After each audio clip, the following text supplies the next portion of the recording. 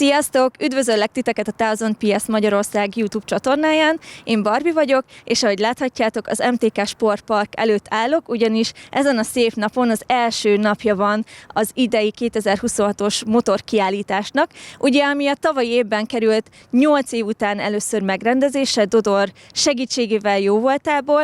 Szóval én mindenképp ajánlom, hogy tartsatok velünk legalább a videóban, de hogyha van még lehetőségetek, a következő napokon részt venni a rendezvényen.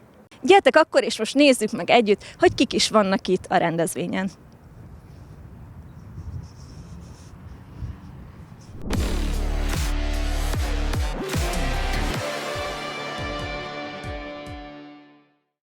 Megláttalak, András, itt a Motorcenter Gyulai képviseletében a Suzuki standnál, és nem tudok elmenni az új 1000-es GSX-er mellett, ugye, amit nagyon sokan vártunk már régóta. Mik az újdonságok, mit lehet róla tudni, azt összefoglalnád, légy szíves?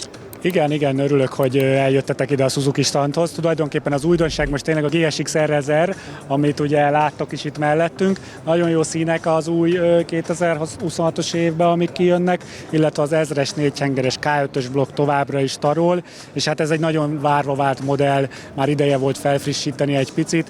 Ugyanazokkal rendelkezik, mint elődje, úgyhogy egy hasonlóan komfortos és jól kezelhető versenymotort kaptunk. Azt látom, hogy 40. anniversary kiadást látunk most, tehát ez a színezetre is értendő, vagy látok itt-ott karbon elemeket megcsillani, az arra is értendő? Igen, az arra is értendő, illetve a színre leginkább, valamint látjátok, hogy egy ilyen új szárnyal lehet bővíteni a motort. Tehát ez egy plusz extra, amit lehet hozzá vásárolni? Így van, igen. Tesztmotor ilyen felszereltséggel van? A tesztmotorunk ilyen felszereltséggel lesz, augusztus környékén várjuk, hogy beérkezzen, úgyhogy várunk titeket szeretettel. Szuper, és egyébként ezen a motoron kívül, mert tudom, hogy ez most nagyon felcsigázza a kedélyeket, mi az, amit még kiemelnél mondjuk a túra szekcióból, naked szekcióból, mi az, amit most nagyon keresnek, akár kezdőmotor szempontjából? Most ugye nagyon a túra szekcióra van kereslet igazából, és hát itt van megtekinthető a kiállításon a GSX SV7 GX, ami egy nagyon várt motor tulajdonképpen. Augusztusban várjuk szintén a megjelenését, de itt már meg tudják nézni, illetve rá is lehet ülni. Nagyon csecse, azt nézem, és színek tekintetében most az új típusok, azok mennyire nagyon skálán mozognak, vagy a klasszikus színeket használja az továbbra is a Suzuki? Nem kimondottan a klasszikus színeket, hogyha megtekintitek ezt az új Hayabusát, ez is már egy ilyen szürkés arany kivitelbe érkezett, illetve a sárga is megjelent ugye a GSX R1000-be, úgyhogy nem skáláznám be. Mi a tipped, melyik motorra fognak a legtöbben felülni? Szerintem az SV650 GX-re. Én úgy gondolom, hogy azt fogják a legtöbben megnézni, illetve felülni rá. És miért? Mert az a legújabb modell, és már nagyon várja a közönség.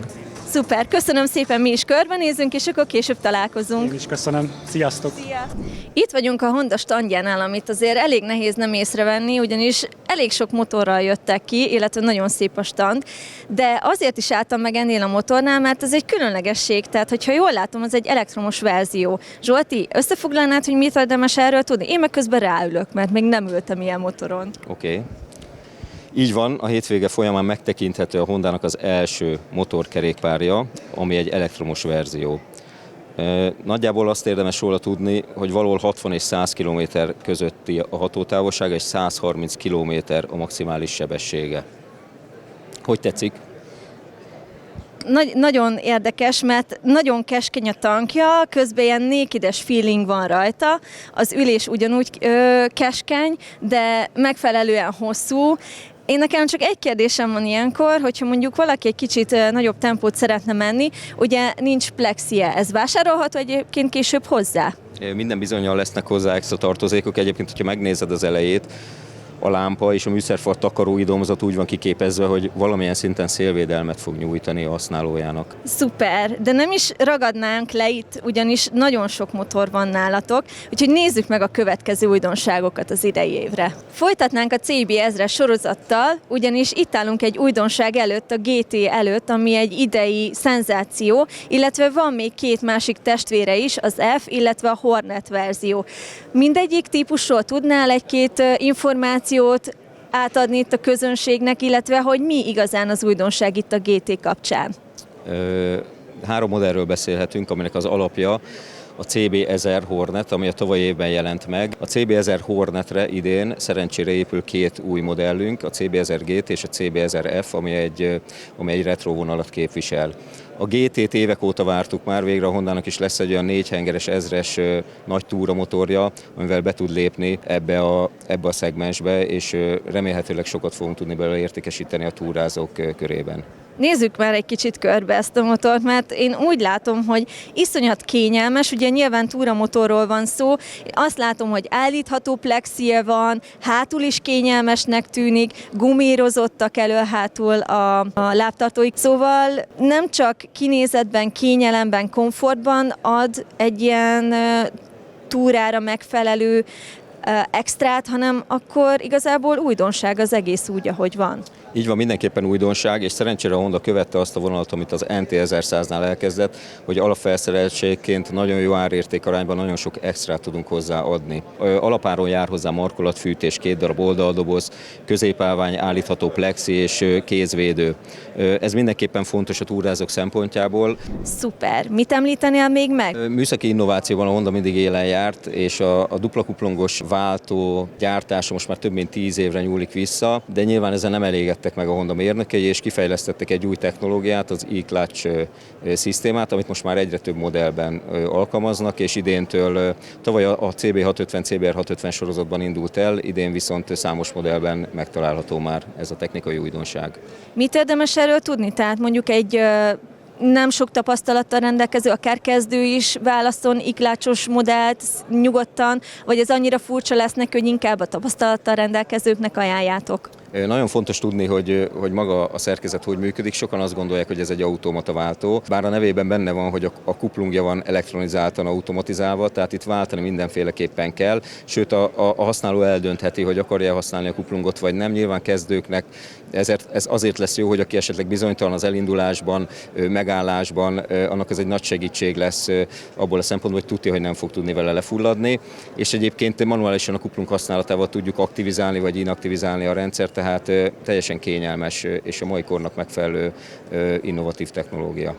Köszönöm szépen a sok-sok választ és segítséget és útmutatást. Még egy kérdésem maradt, látom, nagyon tetszik a pólód, és ez egy új dizájn, tehát hogyha jól tudom, elég nagy repertoárral jön ki idén a Honda az utcai Honda dizájnnal ellátott ruházat kapcsán, ugye? Így van, 2026-ra több mint 40 féle új ruházati modell jelent meg. Ezt akár típusspecifikusan néhány modellre lebontva is megvásárolhatják az érdeklődők.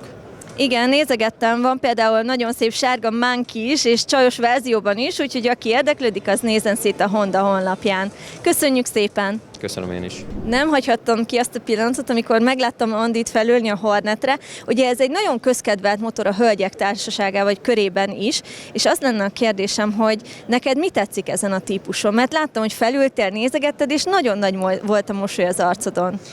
Jelenleg nincs jogosítványom, és egyszer majd szeretnék, de 3 gyermekünk van, és még picik. És majd, hogyha egyszer nagyobbak lesznek, akkor szeretném én is letenni a jogosítványt, és akkor szeretnék a férjemmel együtt motorozni. Neki ugyanúgy Hondája van, és neki 800 köbcent is VFR-je van. Én egy kicsivel kisebben gondolkodom, leérjen a lábam, igazából a színe az teljesen mindegy, de ez úgy megtetszett, hogy el tudnám magam képzelni rajta. Figyelj, én abszolút támogatom, hogyha valaki nem tud ettől a motoros érzéstől szabadulni, mert én is átéltem már ezt. Szóval én nagyon sok sikert kívánok neked hozzá, és remélem, hogy megtalálod a számodra megfelelő motort. Köszönöm szépen! Köszönöm én is szépen lehetőséget! Itt vagyunk a Kádónak a standjánál, és ugye ők ilyen kommunikációs eszközöket, bukósisakba tehető kommunikációs eszközökkel foglalkoznak, és rögtön meg is ragadnám az alkalmat, hogy feltegyem az egyik legfontosabb kérdést, ami nem csak engem, de nagyon sok mindenkit izgat, hogy vajon kezdőknek mennyire ajánlott ez, ugye, mint zavaró tényező inkább, hogy valaki beszél, vagy mondjuk zenét hallgat, GPS-t hallgat a sisakon belül, vagy mondjuk éppen segít nekik ebben. Szerintem és tapasztalatomból is azt mondom, hogy nagyon is segít, és nagyon fontos, sőt, én javasolom is, és csak egy egyszerű kis történetben én a fiammal szoktam motorozni, és ezt úgy kell elképzelni, hogy minden apa általában egy nagyobb testű vagy erősebb motorral motorozik, az én fiam csak 16 éves, csak egy kisebb termetű motort tudok neki adni, és úgy kell elképzelni, hogy például egy 90 fokos kanyarba, ahol ő nem láthatja, hogy mi történik elől, én vagyok az első. Élőben tudok kommunikálni vele, úgyhogy sikerül neki átadni azt, hogy egy veszély van, és ő sikerül gyorsan megállni. Szerintem ez egy nagyon fontos dolog, és mi pont emiatt nem csak egy eszköznek reklámoztatjuk, hanem igazából egy biztonsági eszköznek, pont mint egy airbag, vagy bármilyen más protektorok a motorozósnál. Nagyon fontos a kommunikációs rendszer is. Illetve nagyon sokan motoroznak csapatban, és ott nagyon hasznos lehet, hogy ne szakadjanak le egymástól, mert bármennyire is összeszokott csapatról van szó, azért előfordul, akár egy piros lámpánál, akár hasonlóknál. És milyen új termékek vannak az idejében a Kardónál? Ugye tudjuk, hogy létezik bluetooth-os mesh rendszer, tehát mi az újdonság, amit kiemelnél? Az újdonság, ami még nem jelent meg, hamarosan megjön, a legújabb dolog a bukosisak, a Beyond bukosisak, de viszont van egy új rendszer is, a Cardo Pectalk Pro, amely egy olyan új technológia, egy olyan új dolog van beleszerelve, hogy egy baleset esetén automatikusan föl tud hívni egy számot, és automatikusan tud kommunikálni, amit te be tudsz állítani, hogy feleséged, barátnőd, vagy esetleg az elsősegély hívás számot is be tudod állítani, és így bármi is történik, gyorsan tudsz kommunikálni valakivel. Ez nagyon hasznos, tehát ez igazából egy vészhívóként funkcionál. Köszönöm. Semmi gond. Igen, ezek nagyon jók, tehát hogy nem csak az, hogy ha valaki mondjuk tényleg GPS koordinátákat, vagy csak beszélgetni szeretne, hanem hogy tényleg annyira hasznos, meg fontos funkciója is van, amire már ugye a gyártók egyre jobban kiegyezik ezt az egészet. És ajánlom, hogy az oktatók is használják, sokkal könnyebben és sokkal jobb élményt tudnak átadni az új motorosoknak. Nagyon szépen köszönöm a segítséget, Én is köszönöm. És remélem, hogy jól fogjátok érezni magatokat itt a motorkiállításon. Köszönjük szépen. Szia, ne haragudj! Hagyj kapjalak el egy kérdéssel, mert azt látom, hogy nagyon mosolyogsz ezen a motoron, és egy különleges színű Benellit választottál. Mi a helyzet? Motorozol, vagy csak szeretnél, és miért pont erre a motorra ültél most fel? Igazából szeretnék, ez egy közeljövőbeni cél, és igazából a színe nagyon tetszik, meg úgy érzem, hogy hozzám való. Igen, ugye mivel leér a lábad, azt már láttam az előbb, meg nem is vagy olyan alacsony termet, ez egy nagyon jó kezdő motor lehet, úgyhogy én abszolút javaslom neked, hogy ne engedd el az álmod, vágj bele, és nyugodtan választhatod akár ezt is, mert ezzel nem tudsz mellé nyúlni. Egyébként mikor tervezed elkezdeni a jogosítványt? 1-2 év. Szuper, sok sikert kívánok neked, és remélem, hogy találkozunk az utakon. Én is remélem. Szép napot, szia! Szép napot! Szia Balázs! Megtaláltuk a ti standotokat is, hát igazából ez is elég feltűnő itt a motorkiállításon, és arra lennék kíváncsi első körben, hogy idén milyen modelleket említenél meg, ami bármilyen újdonsággal vagy különlegességgel érkezik most. Szia, örülök, hogy ide találtál. F450 GS, hogyha így belevághatok a közepébe, a teljesen új modellként a BMW-nél, a BMW motorrádnál ez az egyetlen egy, ami idén jelentkezik, viszont hoztunk egy pirosat is és egy feketét is. A2-es jogosítvánnyal is vezethető a motor, és ez a BMW-nél egy kicsit újfajta irány. Van egy-két nagyobb motorunk, amit lehet úgy rendelni, hogy A2-es jogosítvánnyal is vezethető, ez viszont szándékosan pont erre a kategóriára készült, és a visszajelzések alapján, amit újságírók ugye már próbálták a modellt, nem csak a friss jogosítványosoknak jelentett élményt, hanem akik már tapasztaltabbak, ők is találnak benne sok minden nagyon jó dolgot. Ez a magyarországi premierje a motornak, pár napja érkezett meg az első darab, ez pirosban látható itt a kiállításon, ezt fogod majd szerintem remélhetőleg tesztelni hamarosan. És egy érdekesség még, hogy aki itt nálunk a hostesseknél regisztrál a kiállítás ideje alatt, megnyerheti egy hétre tesztmotorozásra az F450 GS-t, de ha más szeretne, akkor választhatja az R12-t, vagy az R1300 RS-t. Most erre a háromra hegyeztük ki ezt az akciót. Ha bárki érdeklődik tesztmotorok iránt nálatok, hol tudja megnézni, hogy miből lehet, vagy egyáltalán kik vihetik el ezeket a tesztmotorokat? Ez egy általános kérdés szokott lenni hozzánk is. 2001 óta van a BMW-nél az Magyarországon, hogy kaució nélkül, minden nélkül megfelelő jogosítvánnyal, bukósisakkal nyilván kell rendelkezni, de konkrét vásárlási szándék sem kell ahhoz, hogy valaki kipróbálhasson egy motort. Illetve lesz még egy roadshow-nk idén nyáron, amikor egy kamionnyi motor érkezik, 16-18 motor biztos lesz, előzetes regisztrációval, minden helyszínen 2 napig folynak a tesztmotorozások. Az is egy ilyen jó rendezvény szokott lenni, és nagyon sok érdeklődő szokott eljönni motorozni. Akkor ezek a rendezvények, mint például a Roadshow is a bmwmotorrad.hu-n érhető el, és akkor ott lehet majd információt gyűjteni, ugye? Leginkább a közösségi médiában szoktunk erről hírt adni, az általánosabb dolgok találhatók meg a honlapon, de mindig hírt adunk erről. Még egy kérdésem maradt.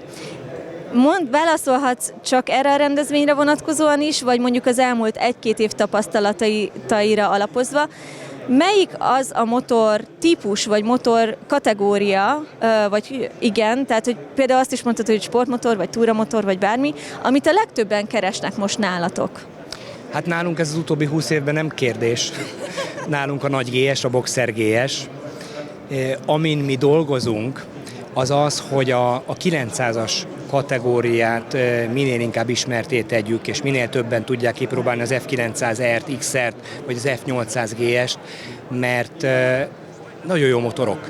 Árban abszolút nincsenek elszállva, és tényleg jók. Most például idén erre hegyezzük ki a támogatott finanszírozási kampányunkat, hogy minél inkább elérhetőek legyenek a kisebb kategóriás motorok, és ne feltétlenül mindenki a nagy boxer felé menjen, hanem megszólítsunk olyanokat is, akik néhány éve motoroznak, úgyhogy ezt is a kiállításon tudnak tájékozódni minden modell mellett a modell táblán, nem csak árat mutatunk, hanem havidíjat is, hogy mit lehet elérni egy jól felszerelt motort, mennyire lehet megvásárolni így.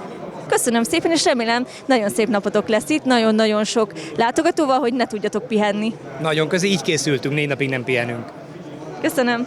Ugye egy jó motoros mindig odafigyel arra, hogy nem csak ő öltözzön fel, de azért a motorja is up-to-date legyen, tehát azért a szervizeket, az alkatrész, utánpótlást azt intézi, és erre az egyik legjobb helyű, de Dalmiéknál van, a motoralkatrész.eu-nál, ugye kenőanyagokat, alkatrészeket, minden felszerelést a motorra is meg lehet találni, de ahogy látjátok, most ide a motor kiállításra felszerelésetet ruházattal érkeztek.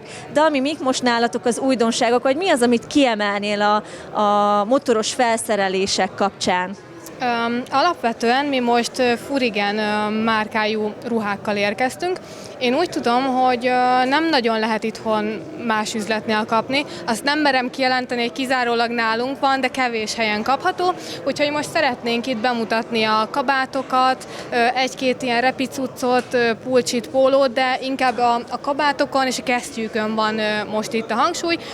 Szerencsére egész pozitívan fogadják, be tudjuk mutatni az új kollekcióikat, új anyaghasználat, új dizájn, új forma, tehát elég széles a paletta, és most ezt szerettük volna bemutatni itt.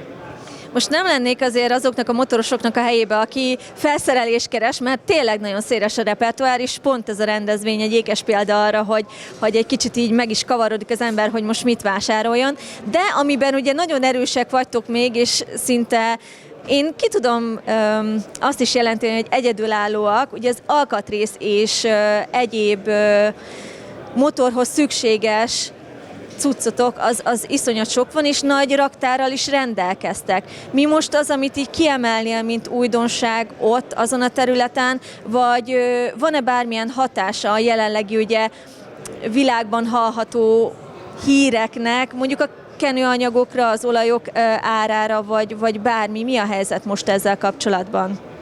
Ez valóban igaz, a kenőanyagok ára az egyre megy fölfelé, úgyhogy én azt gondolom, hogy aki teheti, az vagy most árazzon be és vásároljon be, vagy tervezze be a közeljövőben, mert sajnos erre a részére valóban hatással van itt a mindenféle történés a világban, de azt gondolom, hogy az emberek még mindig nagyon szeretnek motorozni, és áldoznak is a hobbiukra, úgyhogy szerencsére annyira nagyon ezt azt gondolom nem érezzük meg, tehát ugyanúgy kapjuk az alkatrészeket, veszik az alkatrészeket, és mindenből rendelkezésünkre áll, ami ilyen fogyókopó, lánckerék, olajak, mindenféle folyadékok, és fogyókopó alkatrészek, tehát ebből jók vagyunk természetesen. Tehát attól egyelőre nem kell tartani, hogy megállna az ellátás, és akkor emiatt nem elérhetők ezek a termékek.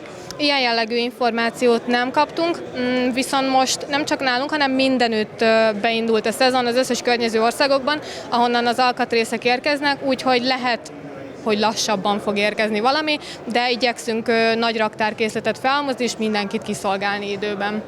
Jó, egyébként nagyon jó, mert az ő közösségi médiájuk az abszolút up-to-date, tehát előre szólnak, hogyha mondjuk áremelés várható, és általában ez ugye a beszállítóktól jön. Úgyhogy köszönöm szépen, Dalmi, hogy összefoglaltad ezt nekünk, és nagyon szép napot kívánunk nektek. Köszönjük szépen mi is, köszi szép napot. Sikerült elkapnom a főnök urat, szóval Dodor, hogy érzed magad? Mesélj! Hát jó, hát annyira jó érzés látni azt, hogy már csütörtökön ilyen sokan vannak. Én meglepődtem, amikor reggel 10:00-akkor kinyitottuk az ajtót, és előtte 5 perccel még nem volt ott senki, 10:00-akkor meg 100 méteres sor állt, és hogy nézze, hogy csütörtökön ennyire kíváncsiak az emberek, nyilván jó, mert ezért csináljuk, hogy sokan jöjjenek, sok legyen a látogató. Igen, ugye a tavalyi az annyira szenzációs volt, ugye 3 napos teltházat könyvelhetünk el, sőt, még hogyha jól emlékszem, plusz jegyeket is tudtatok nyitni az adott napokra, és ugye most így itt egy nagyobb helyen vagyunk, plusz napot iktattatok be egy csütörtököt, és úgy látom, hogy azért elég szép számmal vannak. Mik a statisztikai előrejelzések egyébként? Ezt majd vasárnap tudom megmondani. A vasárnapunk gyengébb lesz a választások miatt, tehát az látszik az, hogy valamiért mindenki a tévé előtt akar zizegni, amit nem nagyon értünk sokan egyébként, hogy nem mindegy, hát ha valami eredmény lesz, majd megtudják vasárnap este úgyis. Úgyhogy most megint megfordult az, amit szoktam mondani, hogyha nem akartok tömeget, akkor gyertek vasárnap, mert most már sokan vannak szerencsére, de azt gondolom tűrhető egyébként még az a csütörtök péntek is, és vasárnap is biztos, hogy szellősebb lesz, mint a tavalyi vasárnap, szombat az zúzda lesz.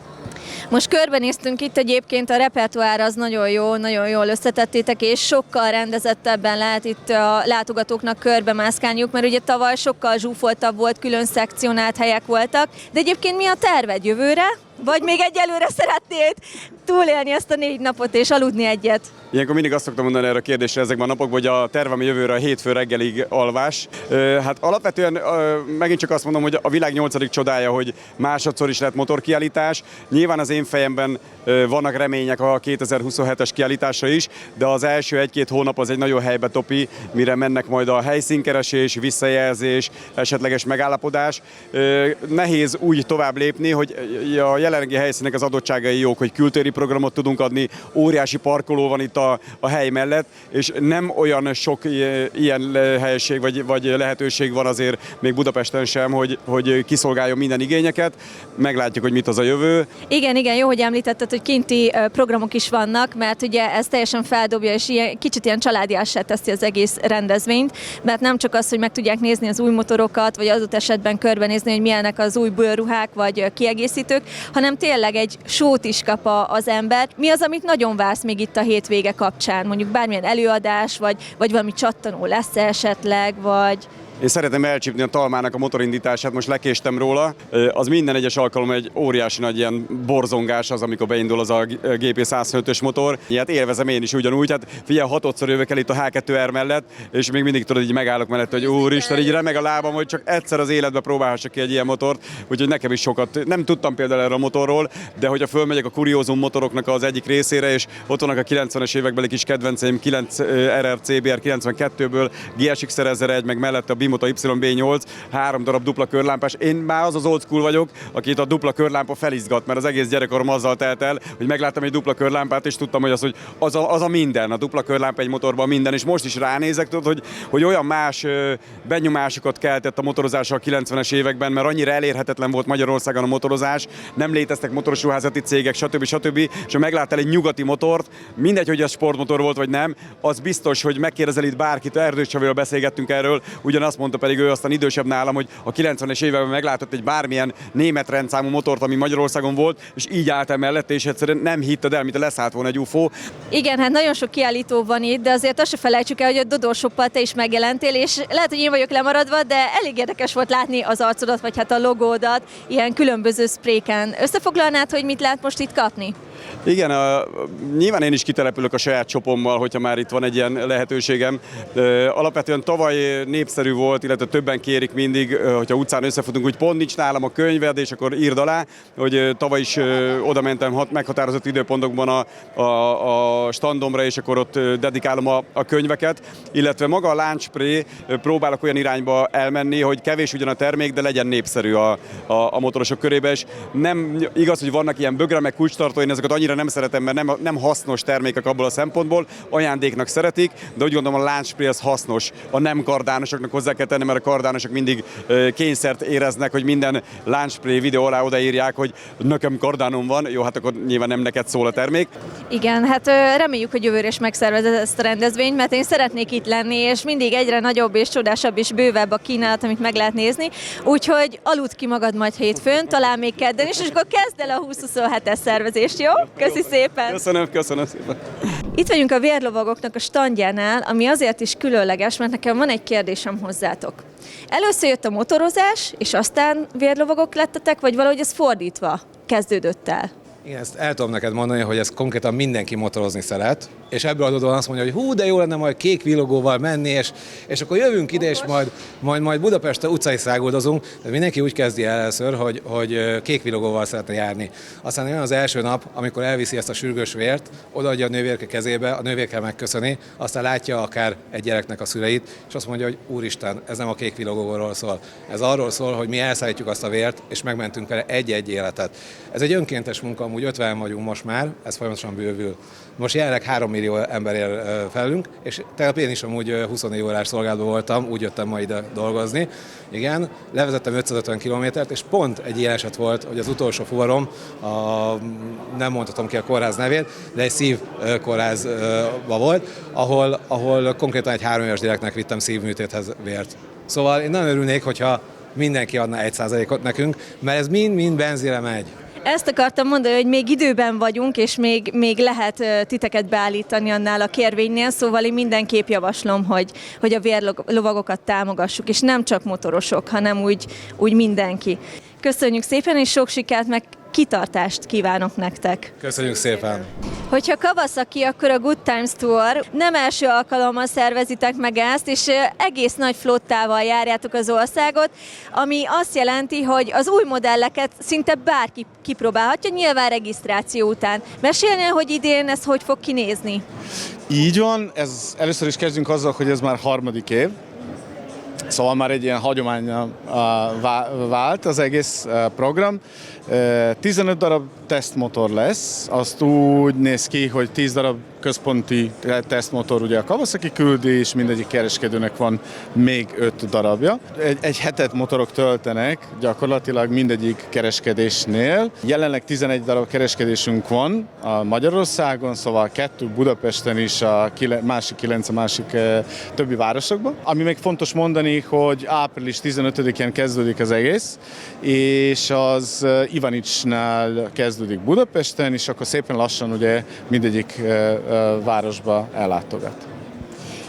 Azt meg szabad kérdezni, és lehet, hogy nem tudsz exakt választ adni rá, de a flottából melyik az a motor, amit mondjuk a te személyes kedvenced, de hogyha nincs olyan, mert ugye ilyenkor mi motoros környezetben élünk, nagyon-nagyon nehezen választunk ki egy kedvencet, akkor mi az, amire a közönség leginkább érdeklődést fordít? Nagyon érdekes, hogy pont ugye a motor, amiről kérdezel, az a új modell is, ugye a ZX-10, egy szupersport motor. Azt sejtettem, hogy neked az egyik kedvenced biztos. Ez a motor, ami mindenkit érdekel. Igen, az ZX-10R az egy... Tehát az ezres sportmotornak azért mindig van egy olyan ereje, hogy megmozgatja a közönséget, és én nagyon örülök neki, hogy végre ez is elérhető. Viszont most egy bimota mellett állunk. Miért? Ezt összefoglalnád nekem, hogy ez a motor személyed, vagy számodra miben különleges? A bimota mindig is különleges motorokat gyártottak, már nagyon régóta. Mindig egy másik blokkot, egy másik elektronikát használtak a saját építéskor. Most ugye az történt, hogy pár évvel ezelőtt a Kawasaki megvette egy nagyobbik részét a bimotánál, szóval 51%-ot vették meg, és az azt jelenti, hogy innentől kezdve csak a Kawasaki blokkokat és a Kawasaki elektronikát fogják gyártani. Ez egy elektronosan korlátozott 200 lóerőre, egy szép 1000 köbcentis blokk. Várjál, hackelhető? Én ezt nem tudok. Erről nem tudok nyilatkozni, ugye? de viccet félretéve, ez egy szuper jó motor, ami most a napokban fog megjelenni, illetve inkább azt mondanám, hogy hónapokban fogják megjelenni hivatalosan Magyarországon is, mert 2 kereskedésünk lesz, aki ezekkel fog foglalkozni majd. Nagyon szuper, szóval akinek a Bimota is felkeltette érdeklődését, akkor azt is meg tudja nézni. Köszönöm szépen, hogy összefoglaltad ezeket, és akkor találkozunk majd a túrán. Oké, köszönöm szépen. Szia! Szia! Mindig is érdekelt, mert ugye még sosem volt ilyen élményem, hogy milyen érzés az, hogyha eldurran rajtunk egy ilyen airbag, tehát ilyen védőfelszerelés, és igazából nem is ez a legfontosabb kérdés, hanem az, hogy mondjuk nagyon kevesen ismerik még ezeknek a működését. És most Petrát szeretném arról megkérdezni, hogy foglalja össze, hogy működnek ezek a mellények. Sziasztok, köszöntök én is mindenkit.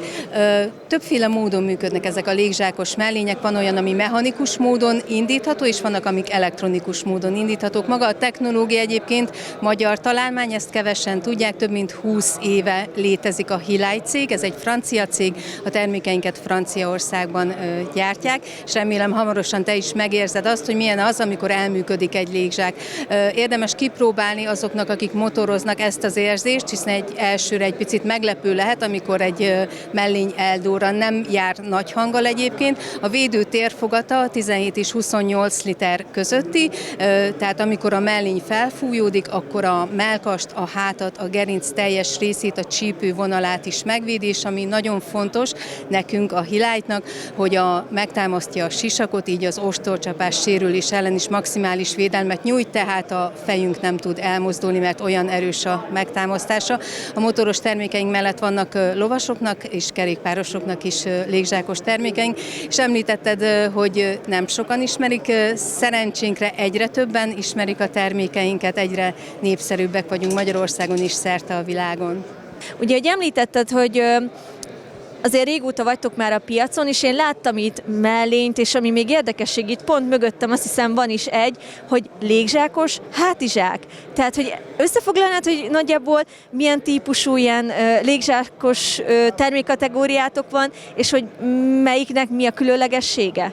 Alapvetően az a hasonlóság bennük, hogy mindegyikben van gerincprotektor és légzsák. A gerincprotektor alatt helyezkedik el a légzsák, ez a Highlight által kifejlesztett Turtle technológia, mint egy teknős páncél úgy védi meg az embert, így 4-szer hatékonyabban oszlatja, szétnyeli el az ütéseket, mintha a gerincprotektor felett helyezkedne el a légzsák, tehát ezek a hasonlóságok. Vannak mellényeink, mechanikus és elektronikus indításúak, ezen kívül vannak kabátok, és ezekből is ugyanúgy bele van építve a protektor és a légzsák is. Ezen kívül a hátizsák, azt örülök neki, hogy kiszúrtad, az az egyik legújabb termékünk, hiszen nagyon sokan úgy motoroznak, hogy azért mindig kevés a hely, hogy az ember szeretne még ezt bepakolni, még valami mást bepakolni. Erre tökéletes a hátizsákunk, és ebben is ugyanúgy benne van a légzsák és a gerincprotektor, a patront magának tudja kicserélni az ember mindegyik termékben, legyen szó elektronikus vagy mechanikus termékről.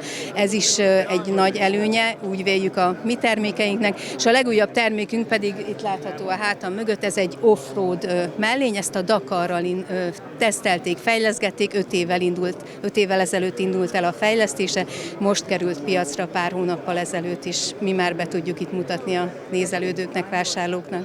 Említetted, hogy érdemes először megtapasztalni ezt az érzést. Esetleg van rá lehetőség itt és most? Természetesen itt a hátam mögött Laci már fel is készült arra, hogy kipróbáljuk rajtad, hogy milyen az, amikor eldurran egy mellény. 0,1 másodperc van, úgyhogy legyen mindenki készenlétben, és hajrá! Izgulok, nézzük meg! Csatolt be, mind a 3 csatot.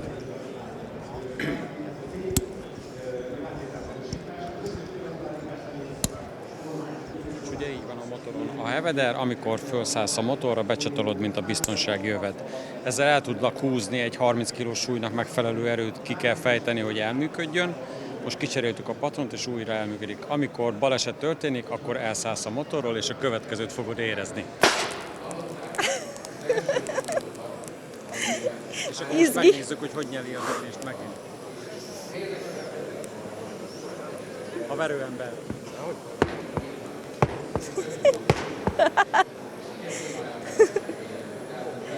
Az kemény, tehát ezt otthonra így az asszonyoknak is ajánlom, hogyha valami úgy. Nincs rajta sisak, de itt a babán meg tudjuk mutatni. A sisak lenne rajta, úgy megtámasztja a sisakot, hogy nem tudod eltörni a kulcscsontod a sisakkal, és az ostorcsapás sérülés ellen is véd, és pont ez a lényege, ezért van kívül a mellény, nem belül, mert akkor fizikailag nem tudná ugyanezt. Igen, itt érzem is hátul, hogy teljesen feljön a tarkomig, tehát még butkós sisak sem kell hozzá, így szimplán is megtartja a fejemet, nem hát még akkor, hogyha itt még egy bukós sisak is van. Úgyhogy ez tényleg egy nagy élmény, szóval fú. Meg most már értem, hogy ugye azért kell kívülre, mert nem csak az, hogy nagyot nyíl, de azért éreztem befelé is a lökését. Szóval, hogyha most ezt be kéne tenni egy bőrruha alá, hát nem tudom, szerintem XXL-es bőrruhát kéne, hogy vegyek fel. Jóval nagyobb ruha kellene, mivel 17 és 28 liter között van az űrtartalma, hogy ez elférjen egy ruha alatt. Jó, és akkor most hogy tudom leereszteni, vagy akár kicserélni a patront majd? Ha most kivesszük belőle a patront, akkor leereszt a mellény, a légzsákkal semmi teendők nincs, a patront kell kicserélni, és újra aktív a mellény. Mindegy, hogy ez mechanikus vagy elektronikus, mind a kettőben saját kezűleg ki tudjuk cserélni a patront. Most ezt kicsekerjük, és leereszt magától a mellény. Visszaáll a légzsák teljesen a helyére, ezzel semmi teendő nincs. És kész. Szénsav illata van. Széndioxid van benne, igen. Jó. Hát nagyon szépen köszönöm, egy élmény volt. Igazán. Most már én is jobban értem ennek a fontosságát és működését is. Köszönöm szépen. Itt vagyunk a Hungária rendőregyletnek a standjánál, és Tibivel fogunk beszélgetni, mert engem nagyon érdekel, hogy a rendőr motoros oktatások, illetve különböző programok, amiket szerveztek, azoknak milyen visszhangja van, hogy kezdődött ez, illetve mik a visszajelzések. Mert ugye tudjuk, hogy nagyon kevés motoros még mindig arányaiban nagyon kevesen vesznek részt ilyen jellegű képzéseken, ugye nagyon sokan csak elindulnak a tavasz első napsugaraival mondjuk egy Mátrába motorozni, és ugye hát sajnos nem sajnos, a tél alatt azért nagyon sokat felejtünk, még a nagy tapasztalattal rendelkező motorosok is. Így van, igen, maximálisan egyetértek veled. Egy pár hónap kihagyás is nagyon-nagyon megérződik a motoroson, amikor a tavasz első napsugaraiban, ahogy te is említetted, fölül a motorjára. Úgyhogy mi rendszeresen szervezünk ilyen képzéseket. A Hungária rendőregylet már hosszú évtizedek óta, 35 éve létező szervezet, és ez alatt nagyon-nagyon sok vezetéstechnikai támogatást, illetve tréninget szervezett. Hosszú éveken keresztül folyt ugye a Hundának a Motosafety elnevezésű országjáró vezetéstechnikai képzéssorozata. Ezt szintén a Hungária rendőregylet és az ő oktatói vezényelték le, és adtak ott segítséget a motorosoknak. Ugye nagyon sokan ezeket a jellegű tréningeket ilyen bójázós tréningeknek nevezik, de azért ez ennél több, tehát hogy nem csak arról van szó, hogy gyökkettővel ki tud kerülni szalomozva a bójákat, hanem igenis féktávokat vesztek, kigyorsításokat, meg úgy igazából, hogy a motoros teljesen együtt tudjon érezni a motorjával, ugye? Így van, hát ez maximálisan igaz, akkor tudsz jól motorozni, hogyha a motorodnak minden rezülését érzed. Egyenesbe húzni a gázt, ehhez túl sok szaktudás nem szükségeltetik, ahhoz, hogy valaki biztonságosan képes legyen egy motorkerékpárt irányítani, az mindenféleképpen azt szükségeltetik, hogy a motorkezelésnek az alapjai meglegyenek. Lehet ezt ilyen egyszerűen nevezni, hogy a bójázás, vagy csak a bóják közt való kujtorgás, de nagyon-nagyon sok olyan embert láttunk már, aki hasonló gondolatmenettel és mentalitással jött oda, és aztán nagyon hamar kiderült, hogy a saját járművét sem tudja irányítani megfelelően. Úgyhogy én azt javaslom mindenkinek, hogy próbálja egyszer meg, mert ott azért nagyon-nagyon szép távlatok tudnak kinyílni, hogy mi az, amiben még lehet fejlődni, és hogyan lehet egy ilyen járművet irányítgatni. Köszönjük szépen, és további szép napot neked! Köszönöm szépen, nektek is szép napot, szervusztok! Hát ismerős arc a Yamaha standjánál, Jani?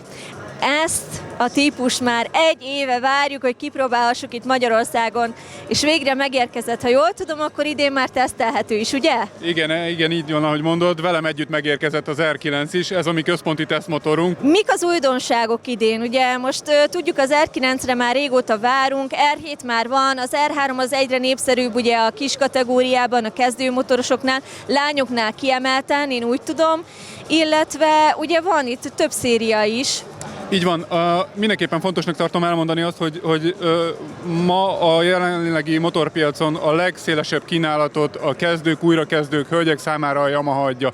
Akár a 125-ös kategória, R3-as, MT-03, MT-07, ezek mind olyan paraméterekkel, olyan ülésmagassággal rendelkeznek, amik szerintem ehhez a felhasználási szokáshoz a legideálisabbak, a teljes motorpiacot tekintve, úgyhogy igen, ezek elérhetők nálunk, szerencsére elég jól állunk disztribútori készlettel is, úgyhogy ha valaki ilyet szeretne vásárolni, az biztosan tudom mondani, hogy be tudja szerezni ezeket a motorokat. Látok itt mögöttünk ilyen nagyon pici motorokat is gyerekeknek, ami nekem egy nagyon aranyos téma. Mit tudnál erről a szegmensről mondani? Mennyire keresik ezeket a motorokat? Meglepően, szintén azért, mert hogy ebben a kategóriában a Yamahának van a legjobb range, ami elérhető, és ezek jellemzően készleten is vannak, tehát nem egy ilyen bizonytalan határidővel beérkező valamilyen termékek, hanem jellemzően ezek a kereskedői hálózatban elérhetők. Egyébként ez a PV50-es, ez a legkisebbeknek, tehát általában ilyen 6 éves kortól már látjuk, hogy ülnek föl rá a gyerekek. Igen, a következő az 65 köbcent is, de vannak 110-esek is, úgyhogy ezt mindenkinek tudom ajánlani, aki szeretne megismerkedni a motorozással, nem lehet elég korán kezdeni. Mi a helyzet mondjuk a trészerek házatáján, vagy mondjuk akár a teljesen enduro vagy cross irányvonalról, mit tudnál most elmondani, mi az idei újdonság? Kezdjük akkor a Tracer kategóriával. Mivel a kiállításon vagyunk, ezért a kiállításra készültünk egy speciális kedvezménnyel. Ez mi mást jelentene, mint árkedvezményt. Minden Tracer 7-es családban található motor, beleértve az alapmodell, a GT verzió, ami jobban felszerelt, vagy a YMT, ami ezzel az automataváltóval rendelkezik, mindegyikre több százezres kedvezményt adunk a kiállítás időtartam alatt, és még egy kicsit tovább is. Hogy az offroadról is beszéljünk, idén kapott egy erős faceliftet a Tenere 700, a World Raid, a Krapovic rendszerrel van felszerelve gyárilag, és emellett számtalan új extra opciót kapott, valamint a 125-ös kategóriában bemutattuk a VR 125-öt, ami egy 125-ös, bármilyen meglepő is, egy kis túra enduro, de rendszámozható, homologizált modell, nagyon népszerű. Igen, a YMT-t azt ugye mi is teszteltük már, és az az érdekes benne, hogy ugye keresed a kuplunkat, meg a váltókat, tehát hogy olyan érdekesen néz ki a motoros ilyenkor, hogy így kapálózik a levegőbe a bal oldalával. Még egy kérdésem lenne, hogy idén lesz-e roadshow-tok, vagy mire készüljön a nézőközönség? Ebben az évben roadshow-val készülünk, ez annyit fog jelenteni, hogy a tesztmotor flottánk, a központi tesztmotor flottánk el fog jutni minden márkakereskedőhöz, és minden márkakereskedőnél 1 hétig lesz. Tehát járja körbe az országot majd, ez nagyságrendileg 6 hét még nem véglegesített motorral fog indulni, és emellett természetesen a márkakereskedőknek a tesztmotorja is rendelkezésre állnak majd. Érdemes ezért bekövetni a Facebook oldalunkat, vagy az Instagram oldalunkat, mert ott mindig update-elni fogjuk a legfrissebb információkkal az elérhetőségeket. Hát nagyon szépen köszönöm ezt az összefoglalót, hát nem is tudom én, hogyha itt nézelődő lennék, szerintem kellene a 4 nap, hogy itt körbenézzek. Köszi szépen, szép napot neked! Köszki Bari, én is köszönöm, sziasztok! Itt vagyunk a Harley Davidsonnak a standjánál, és láttam, hogy Laci, te felültél erre a típusra. Megmondanád nekem, hogy mióta motorozol, és milyen motorod van, és igazából ez az egész motorozás mit ad neked? Hát a motorom 20 pár éve van már, az egy Honda Shadow Chopper. Tehát a felülésem nem volt véletlen, ez a vonzódás, ez a Chrome-hoz, a márkához. Ezt a márkát csak vágynám. Árba hihetetlen drága, de kétségkívül a minőséget tükrözi. Hát a motor mit ad? Szabadságot. Azt a végtelen élményt, amit a táj, a többiek, a valahova tartozás, az együttes menetek, élmények pótolhatatlan. Biztos mindenkinek van olyan vágya, ami a csúcs. Számomra ez az, ami a legtöbbet adja. És mi a kedvenc útirányod, hogyha elindulsz motorozni? Hát alapvetően belföld, és én a szerb határ közelében lakom, így a pécsi mecsek kanyarjai, a szálkai tavak, és Somogy megyében még sok minden, fel a Balaton felvidék, ez mindegyik olyan élmény, ami maradandó. Ebben egyetértek. Köszönöm szépen, és nagyon sok motorozást kívánok még neked. Köszönöm a kedvességet, örülök, hogy szólhattam. Köszönjük. A Párdi Motorsportnak a standja eléggé hozza a nyugati minőséget, ugyanis, hogyha körbenézünk, gyönyörű standról beszélhetünk, és itt áll mellettem Kristóf, akitől majd azt fogjuk megtudni, hogy mik az idei újdonságok, és kiemelten most két márkára fókuszálnánk, ugyanis ugye nálatok többnyire felső kategóriás ruházati termékeket, meg motoros felszerelés lehet megtalálni, de ugye ahol a legtöbb újdonság idén várható, az a Speedy, illetve a Nex. Kezdjük a Speedyvel, tehát mi az, amit idén várhat a közönség? Idén nagy valószínűséggel újabb dizájnokat lehet majd várni, illetve a régi dizájnoknak egy kicsit az újragondolását, kicsit biztonságosabbá, kicsit könnyebbé tételét, úgyhogy készülünk nagyon-nagyon sok minden jóval, és hát nagyon szoros közreműködésben dolgozunk a Speedyvel, úgyhogy mindenki figyelje az ajánlatokat, majd jó dolgok lesznek. A Speedynél azt kiemelném én, mint hölgy, hogy láttam, hogy nagyon sok Speedy terméketek van nőknek is, különböző szabással, különböző kategóriákban. Erről tudnál egy kicsit beszélni? Természetesen. Vannak olyasfajta ruházataink, ami kifejezetten népszerűek a hölgyeknél, főleg a kényelem és a komfort miatt, azért, mert kicsit olyan farmer hatású nadrág például, de egy leggingzes kivitelben, szóval például derékban, amikor ül az ember a motoron, egyáltalán nem zavaró. Mindegyikben benne van például a térprotektor, már gyárilag, csípőprotektor, amelyikben nincs benne, beletehető a gyári Speedy protektor, ezáltal tényleg odafigyelve arra, hogy mindig a legbiztonságosabb ruházatban legyen az ember, illetve a súrlódás állóságuk még első osztályú. A férfiaknál ugyanez a helyzet, ugye? Tehát ott is láttam túrafelszerelés, külön kabát, külön alsó, egyrészes bőrruha, mindenféle színben pompáznak, tehát ugyanígy lefeditek akkor az összes kategóriát. Abszolút teljes mértékben. A Speedy az tényleg nagyon-nagyon odafigyel arra, hogy minden igényt lefedjen, de mindent a lehető legjobb minőségben fedjen le, prémium anyaghasználattal és prémium készítési minőséggel.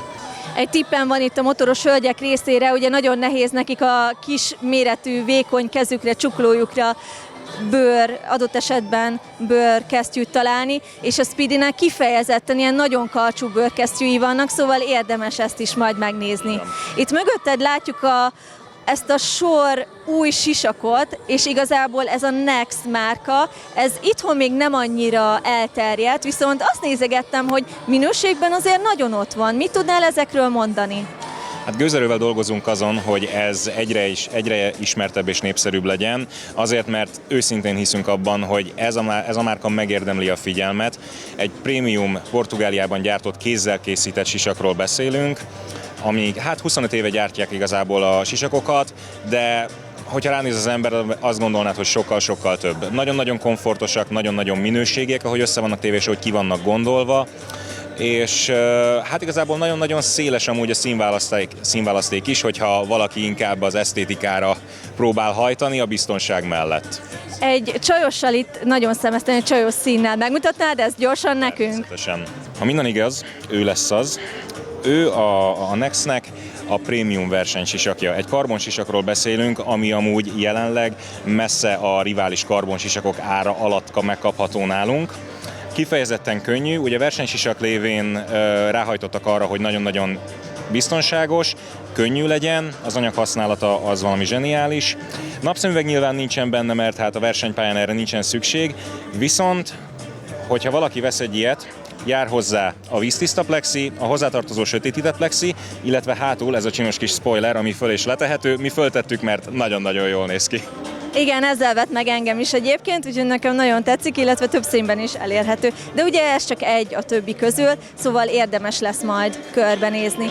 Nagyon szépen köszönöm, hogy segítettél összefoglalni itt az újdonságokat. Nyilván emellett még több márkátok is van, tehát aki a többi márkára kíváncsi, azt nyugodtan jöjjön ide a Párdi Motorsportnak a kitelepüléséhez.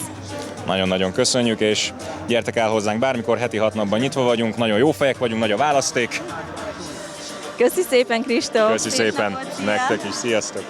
Nem is találhattam volna megfelelőbb embert arra, hogy az Indiáról faggasson, mint Attillát. Mi a helyzet, Attila? Hogy alakul az idei év az Indián shopjában vagy környékén? Sziasztok! Nagyon köszönöm a kérdést. Igazából minden rendben van az új üzlettel, nagyon népszerű, rengeteg vásárlónk van, hál' Istennek. Nagyon szépen alakulnak már most az eladási darabszámok. Látjuk a fejlődést és azt, hogy egyre népszerűbb ismét a chopper motorozás Magyarországon is. Amit még szerettem volna mondani, és mindenképp info lehet nektek is, meg mindenki számára, hogy május 9-én lesz egy nagy-nagy tesztnapunk és nyílt napunk az új üzletben, a nagy közönség előtt, egész napos tesztvezetés, sütögetés, élőzenés koncert, úgyhogy gyertek el mindenképp.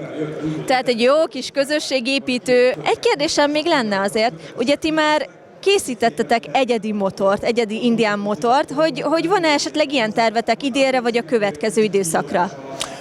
Az idei évben sajnos ez nincs betervezve, jövőre van. 2 darabot is tervezünk egyébként, hogy a jövő évben átépítünk, és szeretnénk azt is így bemutatni megint csak, hogy nem csak Harley Davidsonokat lehet átalakítani, vagy egyedire szabni, hanem az indián is ugyanúgy van létjogosultsága ebben a szegmensben.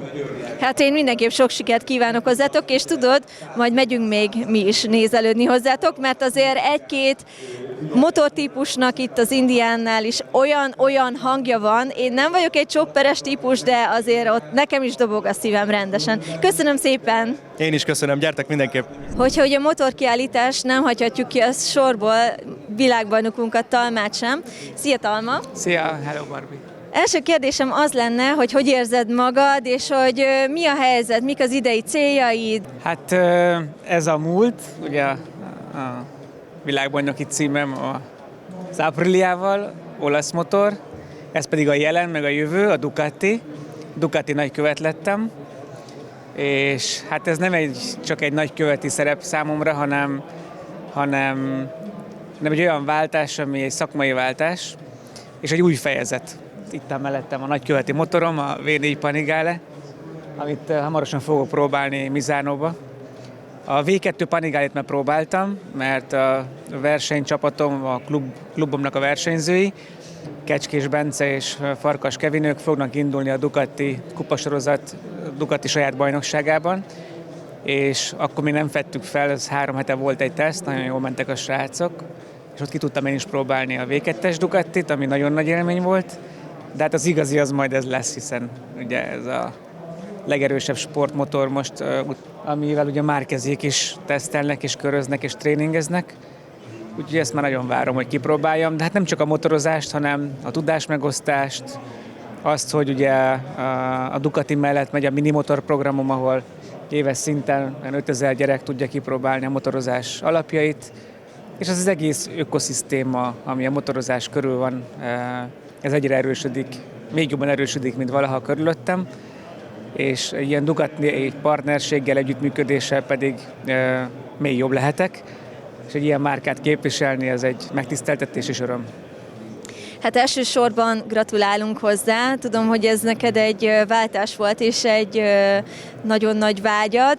Úgyhogy nagyon sok sikert kívánunk a fiúknak is, hogy említetted majd a versenysorozatban, illetve még kitérnék én itt egy másik márkára is, ami szorosan a te nevedhez is, Fekete Bálint nevéhez fűződik. Ugye az Ergóról beszélek itt, ami egy új termék, egy innovációs termék. Kicsit mesélnél erről is? Igen, hát itt látható James Bryan trailerben benne van az Ergo motor, itt ki lehet próbálni. Ez egy olyan univerzális kiegészítő, egy tank grip szárnyal, ami segíti a ridernek a kapcsolatát a motorral, főleg a tank részen, és így könnyebben, ergonomikusabban lehet motorozni.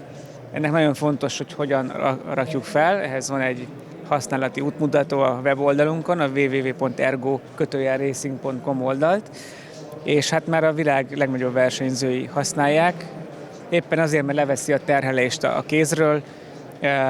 Ugye nagyon sok mindent kézből csinálunk a motoron, ez mindenképpen tehermentesít, és gyakorlatilag az itt helyezkedik el, itt a térnél, a belső combnál ez a grip, és van rajta ez a szárny, amit ugye pozícionálni kell, és segít a féktávnál, a jobb kapcsolatod legyen a motorral, és amikor bedőlsz a kanyarba, gyorsasági motoron, versenypályán, akkor a térd bele tud kapaszkodni a tankba, és így könnyebb a motort kimozdítani az egyensúlyából, a hosszú, gyors kanyarokban jobb a kapcsolat a motorral, és egyszerűen kevesebb izommunka kell ahhoz, hogy tudjál vele motorozni. Úgyhogy ez egy régi fejlesztésünk, amivel most már piacon vagyunk. Az előző évben ugye a magyar piacot nyitottuk ki, ebben az évben pedig mi Olaszország felé indulunk el a termékkel.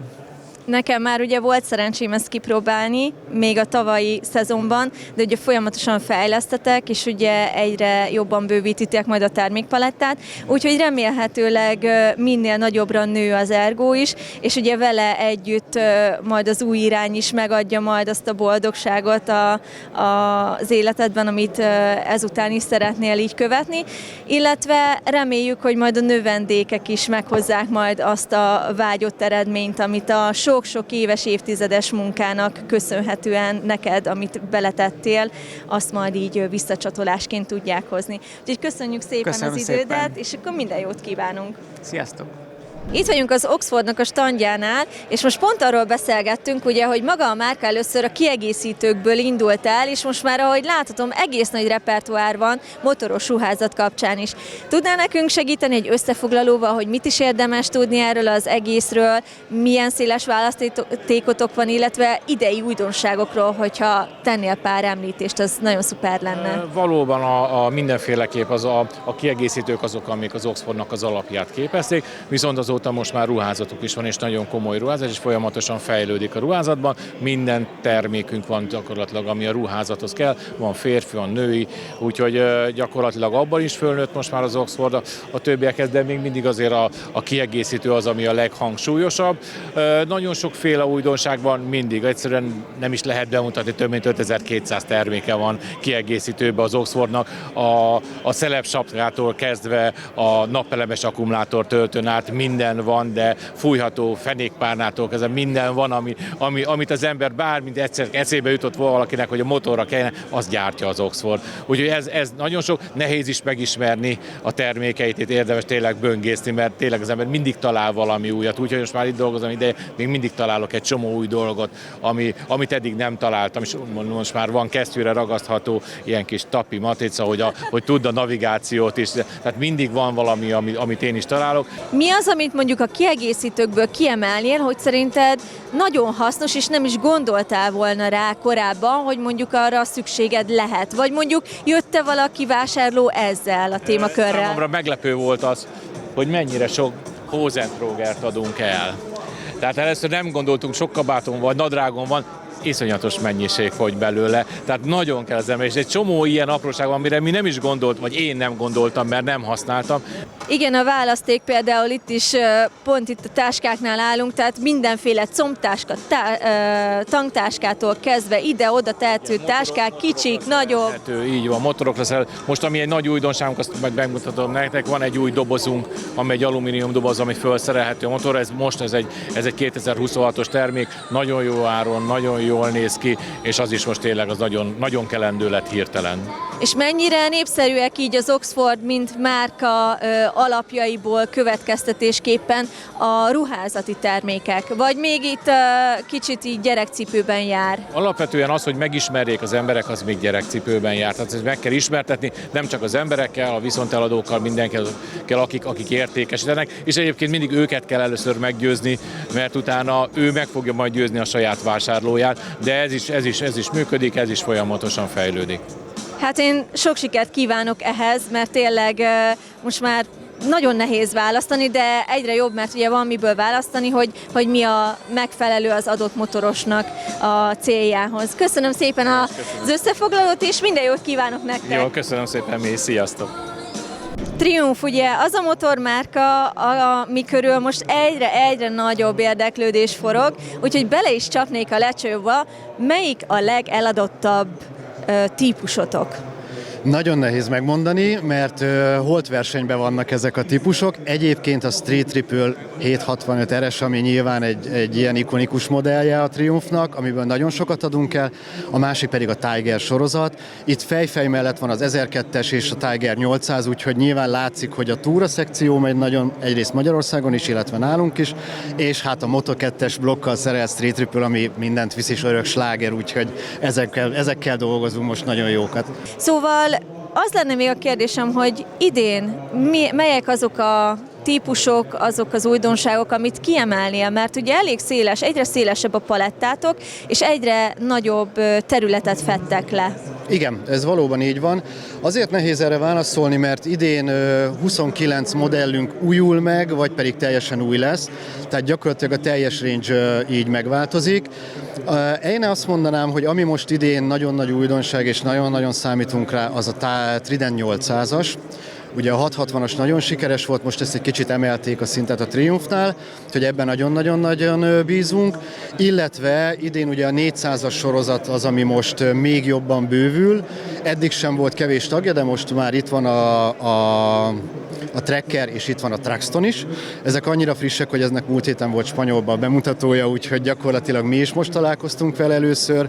Úgyhogy ezek a modellek, ami ugye egyrészt a belépőszint, hölgyek, kezdők, ez a Triumfnak a krapudogja, ezt így szoktam mondani, aki ott belép, az már valószínűleg triumfos lesz. Illetve ugye a gyöngyszem, a Street Triple-nek kijött az RX verziója, ami itt látható mögötted, csutka kormánnyal, imádjuk. Úgyhogy ezekkel fogunk dolgozni. Nyilván a Tiger az mindig megy, az eladja önmagát, úgyhogy meglátjuk, ez az év is nagyon-nagyon várjuk, hogy jó legyen. Igen, láttam a listátokat, hát nem volt pár másodperc alatt átfutható, úgyhogy ennek nagyon örülünk, illetve annak is, ahogy említetted, hogy egyre jobban hangsúlyt fektettek arra, hogy a kisebb köpcentis repertoárból is egyre több verzió legyen, ugyanis ugye az alacsony termet a női sofőrök, illetve a kezdő motorosoknak is, hogy ki tudjátok aknázni a lehetőségeket. Tökéletesen jól látod, ezt mi is így látjuk egyébként, nekünk azért nem azt mondom, hogy egy ilyen elhivatott célunk, de azért kicsit igen, hogy minél több ember motorozzon Magyarországon. Ez nem csak a Triumph érdeke, szerintem az egész motoros társadalom érdeke, és ebbe valóban a belépés, én azt látom, a fiatalok kevésbé affinitást mutatnak a motorozás iránt, és talán ezzel meg lehet fogni, illetve az én veszőparipám a hölgyek, az ország fele hölgy, minél többen motorozzanak, és ezekre a 400-asok szerintem tökéletesek. Nagyon csecsén néznek ki, nagyon finomak, nem veszélyesek, nem ölik meg az embert, úgyhogy én is azt mondom, hogy minél többen a belépő szintet is kezdjék el, és utána majd jöhet a többi. Na várjál, de én úgy hallottam, hogy most már azért elég szépen haladtok előre, és most már klubotok is van. Ó, igen, úgyhogy gyakorlatilag most már 3 év után, mióta az importőrséget visszük, elértük azt a szintet, hogy van egy olyan tömegbázis mögöttünk, ahol már gyakorlatilag a kapcsolatokat kell erősítenünk, tehát egy socialbe át kell mennünk, az emberek közti motorozásnak a szeretetét a márkán keresztül át kell adnunk, úgyhogy úgy gondoltuk, hogy így egy importőri támogatással egy Triumph Klub bevonva megfelelő embereket, az adhat még egy lökést mind a márkának, mind a motorozásnak. Hát remélem, hogy nagyon sikeres lesz, és majd ki se látsz a munkából, rendezvényszervezés részéről sem. Köszi szépen, Tibi, hogy válaszoltál ezekre a kérdésekre. Köszönöm szépen, köszönöm, sziasztok! Pont azt beszélgettük Zolival, hogy a Foresternél is egyre nagyobb a termékpaletta. Zoli, neked mi a kedvenced, vagy mi az, amit kiemelnél, vagy újdonságként most fel lehet sorolni? Sziasztok!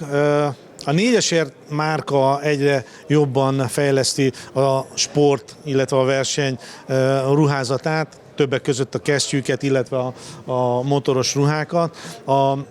Most a legújabb ruhánk, ami itt mögöttem van, ez a kenguru ruha, ami népszerű a versenyzők körében, de hát ugye a magyar piacon nagyon elterjedtek a 2 részes ruhák is, nem csak az 1 részes, valamint az utcai ruházatnak a retro vonal, illetve a sportosabb változatai is.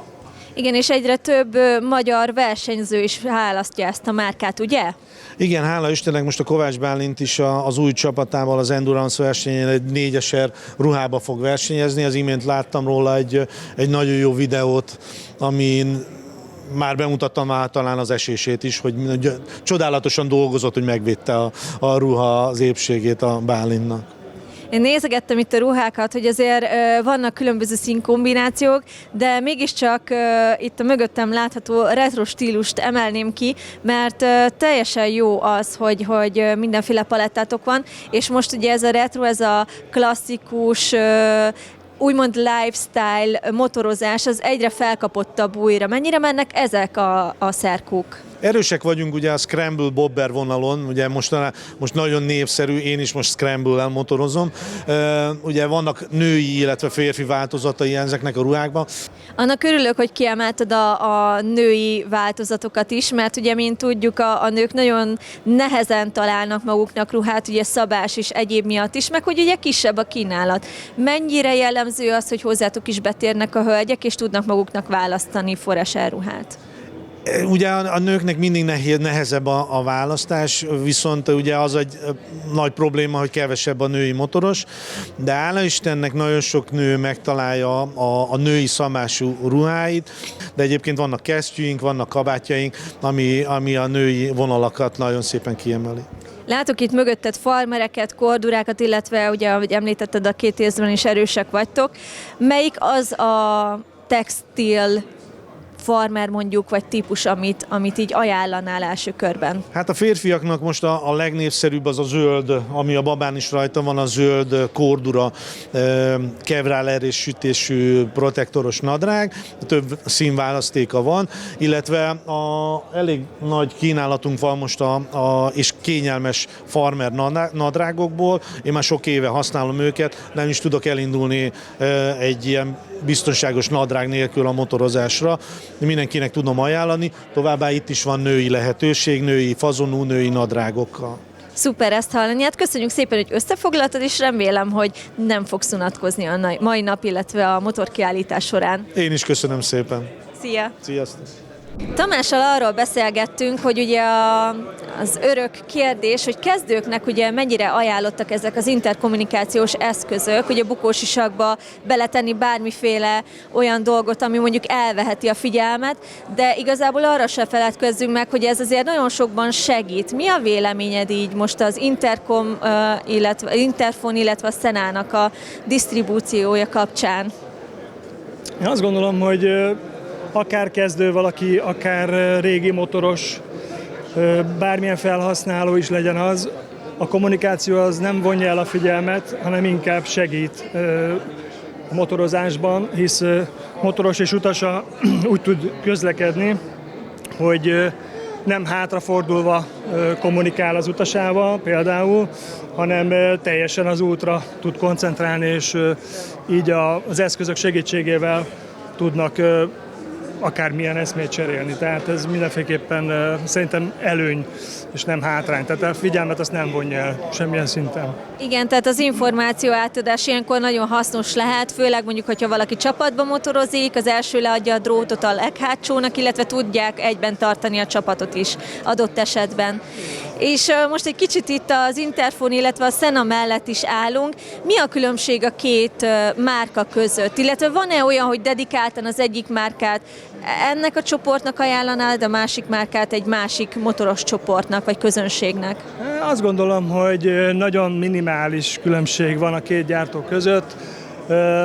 Nagyon nem mondanám, hogy jobb-rosszabb, hanem inkább azt mondanám, hogy más, két külön gyártó. Ugye az Interfon több évtizede jelen van már a piacon, ők ugye egy olasz gyártóról beszélünk, és Sena az pedig egy dél-koreai gyártó, mind a kettő megbízható, mind a kettő képes kisebb csoportokat kiszolgálni, akár motoros utasát, akár nagy motoros csapatokat is arra, hogy egymás között tartsák a kapcsolatot. Most ami különben nagyon kedvező, hogy a két gyártó szoros együttműködésben tud kapcsolódni, tehát nem külön két csoport alakul ki, és akkor mindenki csak a saját eszközét támogatja, és csak a saját eszközével tud kommunikálni, hanem mind a két tábor konkrétan tud egymással kommunikálni, hisz technikailag megoldott a két gyár, hogy ugyanazt a mesh chipet, ugyanazt a Bluetooth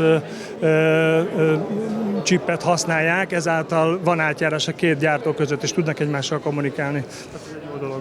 Igen, ez főleg korábban, de talán még most is felelhető probléma, hogyha valaki tényleg az alacsonyabb árkategóriás ilyen kommunikációs eszközöket választja ugye sisakba, viszont ugye mondjuk a csapatban vagy a baráti társaságban valaki teljesen más típusú márkát használ, és ugye nem tudnak összecsatlakozni. Tehát például akkor itt ennél a márkánál ez nem probléma, mert ez már megoldott. Így van, tehát ez régen valóban voltak ilyen jellegű problémák, mint ahogy az Apple és az Android termékek között is ugye mindig megvolt ez a szembenállás, és ugye nem lehetett egy töltőfejjel mobilokat feltölteni. Most ugye abba az irányba megy minden, hogy ez a kompatibilitás megmaradjon, és ez így van a kommunikációnál is. Ez szuper, főleg úgy, hogy egyébként kvázi versenytársakról is beszélhetünk, hogy egy együttműködésbe így előre haladnak. Hát nagyon szépen köszönöm, érdekes volt ezt hallani, ez nekem is újdonság volt, és tényleg ilyen szívmelengető, hogy azért ezt a nagy márkák is el tudják engedni, hogy nem csak én, hanem hogy tényleg működjünk együtt, és a közönségnek egy kooperáció kapcsán egy olyan dolgot hozunk létre, ami ugye nagyon hasznos. Így van. Így van, ez csak egy tudok mondani. Köszönöm a megkeresést, további jó szórakozást. Köszönöm. Sziasztok! Itt sétáltunk most a galérián, és megláttuk ezt a gyönyörű Honda Goldwinget, de ugye ez nem az, amit mostanában lehet látni az újságokban, mint például új modell. Mesélnél egy kicsit róla? Ez még járóképes, vagy csak ilyen kiállítási darab? Igen, ez teljesen üzemképes, egy éves munkám van a blokkjába, a motorjába és a futóműbe. Olyan 99%-ban eredeti alkatrészek kellett, a hiányzó dolgokat, ami időközben az élete folyamán lekopott róla, azokat én amerikai piacról pótoltam. És hát a Goldwingnek ugye ez az első szériája, ezt nem erre a túravonalra tervezte akkor a Honda, és a legelső tervekben a Boxer 6 tengeres volt már, csak az a Boxer 6 tengeres végül el lett vetve, de ugye a 75-ben kezdődött, ha jól emlékszem, a forgalmazása ennek a motornak, ez 76 évelei, tehát az első széria a lámpáját tekintve mindenét, és hát ez akkor olyan technikai fölény volt a többi motorhoz képest, hogy nagyon kevés folyadékűtéses, kardános, ilyen színvonalú motort gyártottak a többiek. Az igaz, hogy a súlya, ugye akkor ez nem volt szempont, ma már annyit fejlődött a motorkerékpár gyártás technológia, hogy a legfontosabb szempont, hogy a súlya a felhasználók számára kezelhető legyen, akkor ez nem volt annyira szempont, tehát ez olyan 280 kg körüli motor, de minden napokban használható, nem olyan régen van nekünk egy ilyen a motorral azonos, tehát klasszikus, veterános kollégákból álló csoporttal túrázni, és teljesen kiváló, tehát lehet vele közlekedni, de nem úgy kell tekinteni rá, mint ahogy a mai fékek, a mai sportmotoros futás teljesítmény, ez nem olyan. Ez egy ilyen békés kis, hát nem azt mondom, hogy lomha, mert lehet vele gyorsulni, de inkább olyan békés túramotor. Köszönöm szépen! Köszönjük szépen! Sziasztok, szép lányok, köszi! Lassan a csütörtöki napunk végére érünk, ugye nagyon sok mindent láthatatok itt a motor kiállítás kapcsán. Sajnálom, hogy azért mindenhol nem tudtunk megállni, megjelenni, de azért igyekeztünk nektek összefoglalni ezt az egész életérzést, ami nem csak az új típusú motorokról szól, de baráti közösségekről, különféle érdekes témákról, felszerelésekről, kiegészítőkről, élményekről. Úgyhogy ha valami kimaradt és érdekességképp megnézzétek saját magatok, vagy valami olyat láttatok az összefoglalónkból, amire ti is úgy vágytok, hogy rájöttek egy-egy motortípusra, hogy felpróbáljatok egy-egy ruházati terméket, akkor ne feledjétek, idén csütörtök, péntek, szombat és vasárnap nyitva áll a motorkiállítás összes kapuja, úgyhogy gyertek, nézzetek szét, reméljük, hogy jövőre is meg tudunk jelenni. Azért nyüstöltük Dodort azért, hogy ezt ne engedje elmenni, mert most már ugye mi motorosok vágyunk erre, tehát nem engedhetjük azt, hogy kimaradjon, mint ugye korábban 8 évig. Köszönjük szépen, hogy itt voltatok velünk, és legközelebb is igyekszünk nektek érdekes témákat hozni. Sziasztok!